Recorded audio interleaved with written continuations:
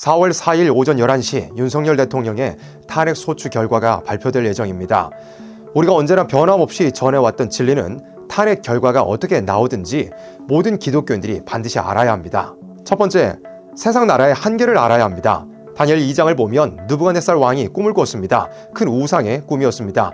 다니엘이 해석을 해줬습니다. 꿈속에서 우상의 머리부터 발끝까지 보인 것은 바벨론으로부터 마지막 때까지의 세상 나라들을 보여준 것이었습니다. 꿈의 마지막에는 우상이 다 부서졌습니다. 이것은 세상 모든 나라가 다 우상과 같고 결국에는 모두 망할 것을 보여준 것입니다. 그리고 다니엘 2장 44절에는 이렇게 말씀했습니다. 이 열왕의 때에 하늘의 하나님이 한 나라를 세우시리니 이것은 영원히 망하지도 아니할 것이요 그 국권이 다른 백성에게로 돌아가지도 아니할 것이요 도리어 이 모든 나라를 쳐서 멸하고 영원히 설 것이라. 세상 나라가 모두 망하고 예수님의 나라가 이루어진다는 것입니다. 우리는 예수님의 나라를 기다리고 예수님의 나라는 이 세상에 속하지 않았습니다. 요한복음 18장 36절에서 예수님이 말씀하셨습니다. 내 나라는 이 세상에 속한 것이 아니라. 이 세상은 범죄와 억울한 피로 물들었습니다. 마귀가 살아 활동합니다. 우리가 원하는 예수님의 나라는 이런 세상 속에서 결코 이루어질 수 없습니다. 두 번째, 우리가 바라는 체제를 알아야 합니다. 이사야 32장 1절은 예수님의 나라에 대하여 이렇게 말씀합니다. 보라, 장차 한 왕이 의로 통치할 것이요 방백들이 공평으로 정사할 것이며. 예수님의 나라는 한 왕이 통치하는 독재 체제입니다. 오직 완전하신 예수님께서 의로 통치하실 것입니다. 하나님이 원하시고 성경이 말씀하는 정치 체제는 이 세상에 없습니다. 공산주의 사회주의 체제는 무신론, 유물론을 핵심으로 하여 하나님을 부정하는 체제입니다. 결코 성경적이지 않고 신앙인으로서 용납할 수 없습니다. 반대로 자유민주 체제도 신앙의 완전한 가치가 아닙니다. 지금의 자유는 죄지을 자유로 타락했고 민주는 악인이 의인을 둘러싸는 한계에 부딪혔습니다.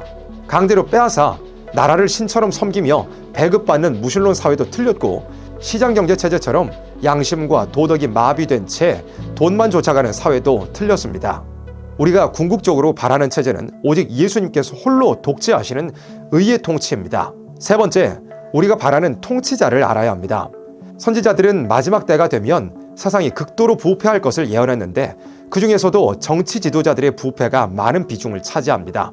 이사야 3장 4절은 그가 또 아이들로 그들의 방백을 삼으시며 적자들로 그들을 다스리게 하시리니 라고 말씀했고, 이사야 19장 4절은 그가 애굽인을 잔인한 군주의 손에 붙이시리니 포악한 왕이 그들을 치리하리라 주 만군의 여호와의 말씀이니라 라고 말씀하시면서 마지막 때 정치 지도자들은 아이들과 같은 자들, 잔인한 자들, 포악한 자들이 될 것이라고 했습니다. 미가 7장 4절은 정치 지도자들의 부패를 말씀하면서 그들의 가장 선한 자라도 가시 같고 가장 정직한 자라도 찔레 울타리보다 더하도다 라고 말씀합니다.